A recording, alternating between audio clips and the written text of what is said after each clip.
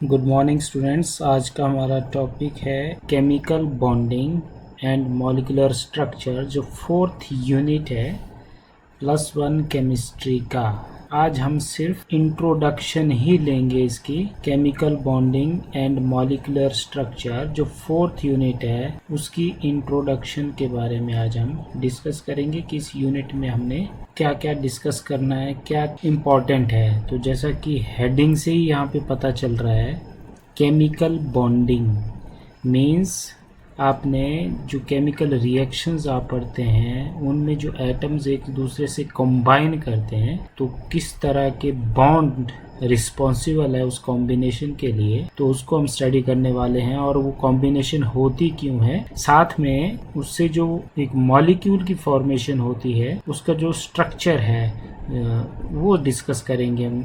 Molecular shape, ये molecular structure. सो चलिए शुरू करते हैं। Introduction fourth unit chemical bonding and molecular structure. देखो भाई, हम जानते हैं मैटर के बारे में, फर्स्ट यूनिट में हम पढ़ चुके हैं। वैसे भी बचपन से पढ़ते आ रहे हैं मैटर के बारे में। मैटर के साथ ही हम डील करते हैं। मैटर्स बोल दो, ऑब्जेक्ट बोल दो, बॉडी बोल दो या फिर सब्सटेंस बोल दो, इन चीज़ों के बारे में हम जानते हैं। और ये सारी की सारी चीज़ें किससे बनी हुई हैं? मैटर की फॉर्मेशन डिफरेंट टाइप्स के या सेम टाइप के एलिमेंट से बनी हुई है। एलिमेंट्स जो आप पीरियोडिक टेबल में डिस्कस करते हैं, हाइड्रोजन है, हीलियम है, लिथियम है, लाइक दैट। जो पीरियोडिक टेबल में 100+ एलिमेंट्स आप देखते हैं, सारा का सारा जो मैटर है वो उन्हीं से बना हुआ है। और ये जो एलिमेंट्स हैं ये किससे बनते हैं? एटम से बनते हैं। तो ये इंपॉर्टेंट है, देखो ध्यान से, कि जब हम chemical bonding and molecular structure को डिस्कस करेंगे तो बॉन्ड कहाँ देखना है हमने भाई?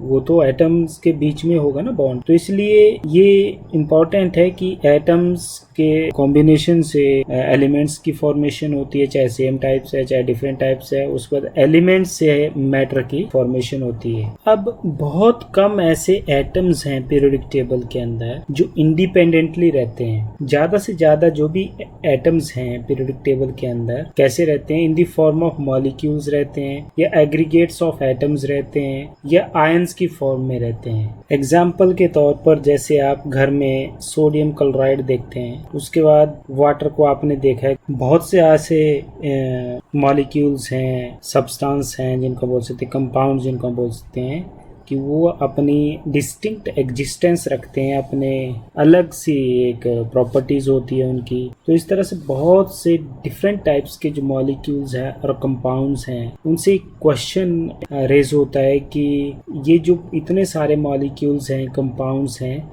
इनकी जो एग्जिस्टेंस है वो कैसे होती है, कैसे बने होंगे ये। जैसे सोडियम क्लोराइड है, इसमें दो तरह के एटम्स हैं। सोडियम है एक टाइप का, क्लोरीन है दूसरी टाइप का। वाटर में हाइड्रोजन और ऑक्सीजन है।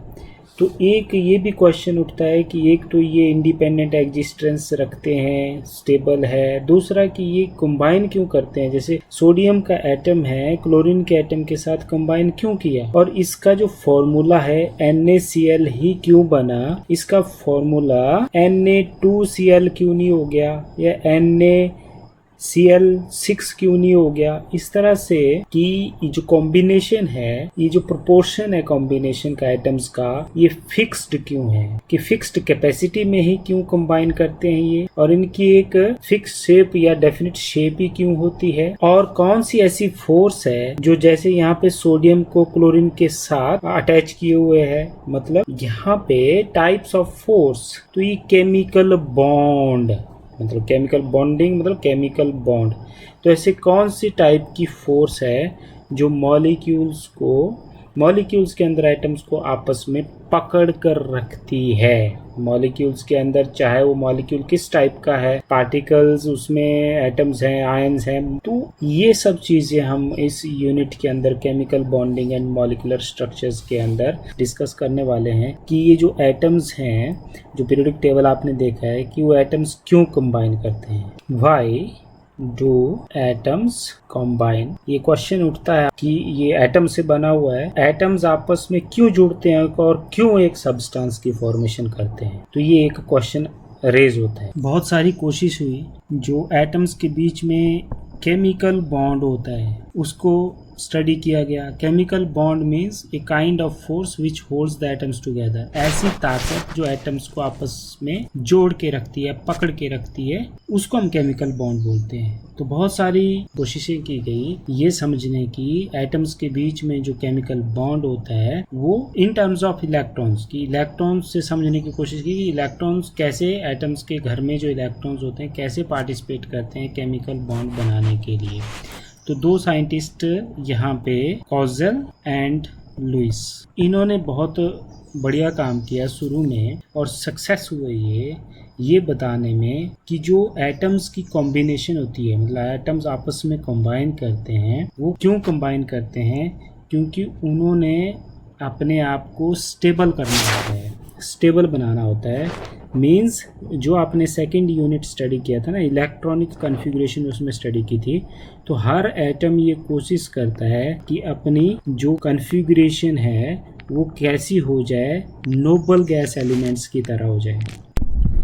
नोबल गैस एलिमेंट्स जैसे हीलियम है, नियान है, आर्गन है, सोनॉन, इनको माना गया है कि ये फुली फिल्ड होते हैं और स्टेबल होते हैं और केमिकल कॉम्बिनेशन में पार्टिसिपेट नहीं करते हैं। तो हर एटम पीरियोडिक टेबल का, जैसे सपोज करो हाइड्रोजन है, हाइड्रोजन चाहेगा अपने नियरेस्ट नोबल गैस के पास, वो है हीलियम, उसके पास जाना। अगर हाइड्रोजन गेन करेगा तो हीलियम बनाएगा और लूज करेगा वो फिर जीरो इलेक्ट्रॉन्स में चला जाएगा। तो हाइड्रोजन जब इलेक्ट्रॉन गेन करेगा तो नियरेस्ट नोबल गैस हीलियम के पास जाएगा। इसी तरह लिथियम है, लिथियम एटॉमिक नंबर 3 होता है, ये अपना इलेक्ट्रॉन लूज करेगा तो हीलियम के पास जाएगा, नियरेस्ट नोबल गैस के पास। एक गेन करके जा रहा है और एक इलेक्ट्रॉन को लूज करके nearest noble gas configuration attain कर रहा है। तो इस तरह से जो एटम्स हैं वो या तो लूज करते हैं या गेन करते हैं या फिर शेयर करते हैं, काफ़ी सारी चीज़ें आगे आएगी जिससे कि वो क्या हो जाएं, स्टेबल कॉन्फ़िगरेशन अटेन कर लें नोबल गैस की, और इस ट्रांसफ़र से या शेयरिंग से वो एक दूसरे को सेटिस्फाई करते हैं और यही कारण है कि एटम्स आपस में कंबाइन करते हैं। तो ये कि ऊपर जो क्वेश्चन रेज होता है कि why do atoms combine, they combine to become stable like noble gases. तो फिर इसका आंसर क्या हुआ, व्हाई डू एटम्स कंबाइन, वही जो हमने अभी तक बोला कि एटम्स की वो टेंडेंसी जिससे कि वो अटेन कर ले स्टेबल कॉन्फ़िगरेशन ऑफ 8 इलेक्ट्रॉन्स या नोबल गैस कॉन्फ़िगरेशन अटेन कर ले, अपने वैलेंस शेल में 8 इलेक्ट्रॉन्स कर लें, जिसको हमने ऑक्टेट रूल भी कहा है, जो आगे आएगा। तो ऑक्टेट रूल क्या होता है या इसी को आप लिख सकते हैं, the tendency of atoms of various elements to attain stable configuration of 8 electrons in their valence shell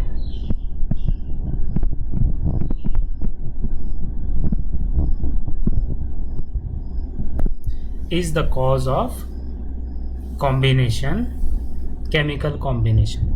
So this is the reason why do atoms combine, due to this. अब मैं इसको आपको एक एग्जांपल से समझा। अब देखो सोडियम क्लोराइड में सोडियम की कॉन्फ़िगरेशन क्या है, सोडियम की कॉन्फ़िगरेशन है 1s2 2s2 2p6 3s1, ये सोडियम की कॉन्फ़िगरेशन है। और इसके साथ दूसरा जो एटम है, एक तो सोडियम है, ये देखिए सोडियम है, दूसरा एटम क्लोरीन है। तो क्लोरीन एटम है, इसके साथ दूसरा जुड़ा हुआ जिसकी कॉन्फ़िगरेशन है 1s2 2s2 2p6 3s2 3p5।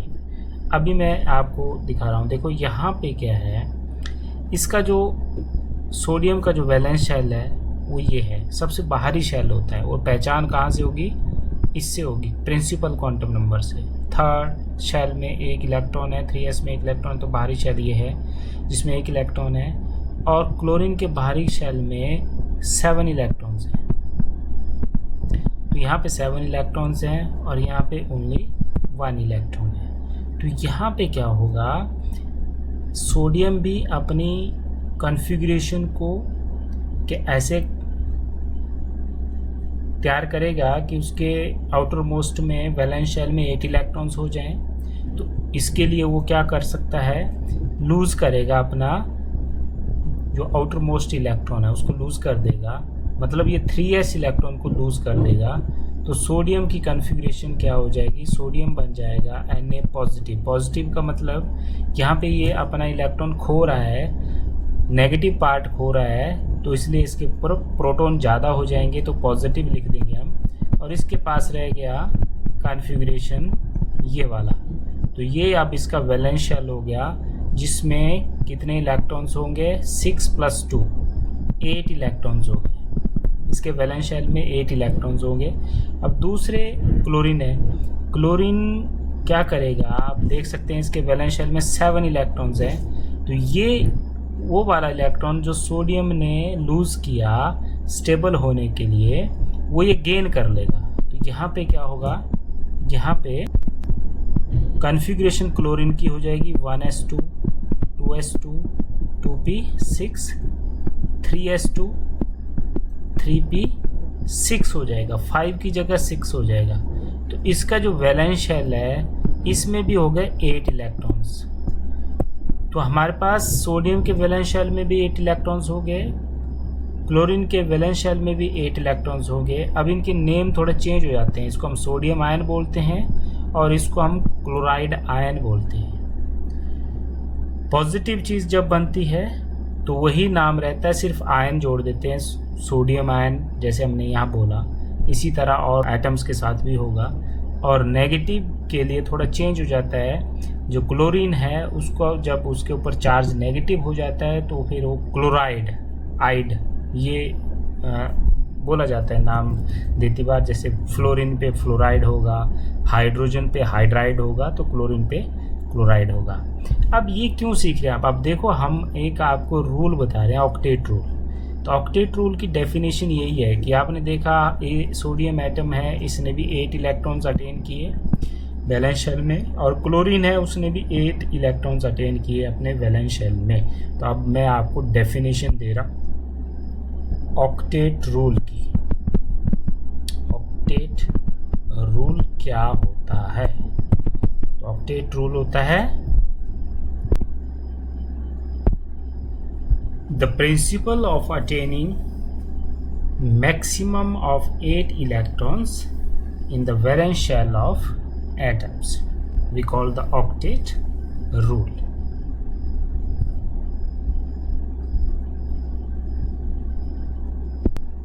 ये तो हो गया ऑक्टेट रूल। अब देखो, हमने एक क्वेश्चन डिस्कस किया था, व्हाई डू एटम्स कंबाइन। तो इसका आंसर भी हमने लिख दिया कि स्टेबल कॉन्फ़िगरेशन चाहिए भाई वैलेंस शेल में एटम्स को। तो अटेन हो गई, वो स्टेबल हो गया, इसलिए वो ऐसा करने के लिए कॉम्बिनेशन में जाता है। एक और रीज़न है, एक और इसके पीछे रीज़न है, जो मॉडर्न व्यू, जो बाद में एक और रीज़न मॉडर्न व्यू जिसको हम बोलते हैं कि एटम्स जो कंबाइन करते हैं, केमिकल बॉन्ड जो बनाते हैं, वो मिनिमम एनर्जी एक्वायर करने के लिए ऐसा करते हैं। तो पहला आंसर हमने छुपा दिया, अब हम दूसरा आंसर दे रहे हैं। और दूसरा आंसर क्या हुआ कि टू एक्वायर, दूसरा पार्ट। पहला तो हो गया कि वो स्टेबल कॉन्फ़िगरेशन की तरफ जाएंगे, दूसरा क्या हो गया, to acquire state of minimum energy. ये भी एक कारण है, हर कोई चाहता है कि उसकी एनर्जी कम हो तभी वो स्टेबल होगा। ये इम्पॉर्टेंट है, ये स्टेबिलिटी और एनर्जी ये दोनों एक दूसरे के दुश्मन हैं। मतलब स्टेबिलिटी अगर ज़्यादा होगी तो एनर्जी कम होगी, और अगर एनर्जी कहीं पे ज़्यादा है तो वहाँ पे स्टेबिलिटी उसकी कम हो जाएगी। जैसे आपने देखा होगा कि पहाड़ पे टैंक बनाए होते हैं हमारे यहाँ हिमाचल प्रदेश में ज़्यादातर, तो ग्रेविटी से पानी नीचे लाया जाता है। कारण है कि जो पोटेंशियल एनर्जी है वाटर की, जब वो स्टोर होता है हाइट पे तो वो ज़्यादा होती है। अब वो अपने आप फ्लो करता है डाउनवर्ड डायरेक्शन में। क्यों? क्योंकि उसको अपनी जो एनर्जी स्टोर्ड है उसको उसने कम करना है, मिनिमम करना है, तो कम की तरफ ले जाना है। इसलिए वो फिर अपनी पोटेंशियल एनर्जी को काइनेटिक एनर्जी में कन्वर्ट करके तब तक चलता रहता है जब तक कि उसकी एनर्जी कम ना हो जाए।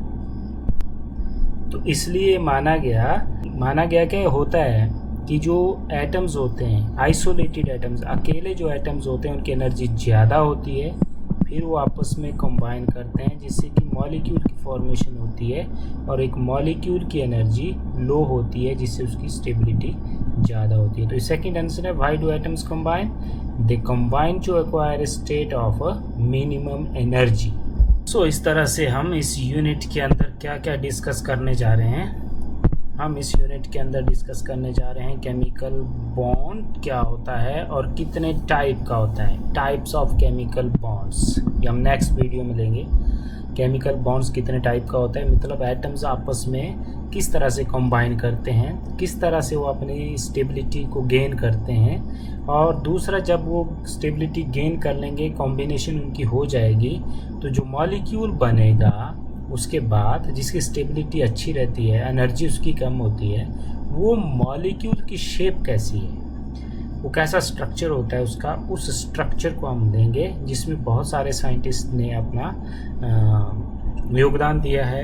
एक मॉडल, एक थ्योरीज यहाँ पे भी चलेगी। जैसे सेकंड यूनिट में आपने देखा था कि स्ट्रक्चर एटम का देते बार हमने J Thomson model, Rutherford model, Bohr model, Schrödinger wave equation, Heisenberg, de Broglie, quantum numbers, इतनी सारी चीज़ें डिस्कस की थी। तो यहाँ पे भी जो मॉलिक्यूल का स्ट्रक्चर है उसके लिए भी डिफरेंट थ्योरीज यहाँ पे आने वाली हैं, जिनको हम लेंगे और समझने की कोशिश करेंगे कि मॉलिक्यूल का स्ट्रक्चर कैसा होता है, उसकी शेप कैसी होती है। जब आप ये समझ लेंगे तभी आप मॉलिक्यूल से भी काम ले सकते हैं और एटम से भी काम ले सकते हैं। साथ में हम ये जो पहला पोर्शन है इसका, केमिकल बॉन्डिंग, कितने टाइप्स का केमिकल बॉन्ड होता है एटम्स के बीच में जो मॉलिक्यूल्स की फॉर्मेशन देता है।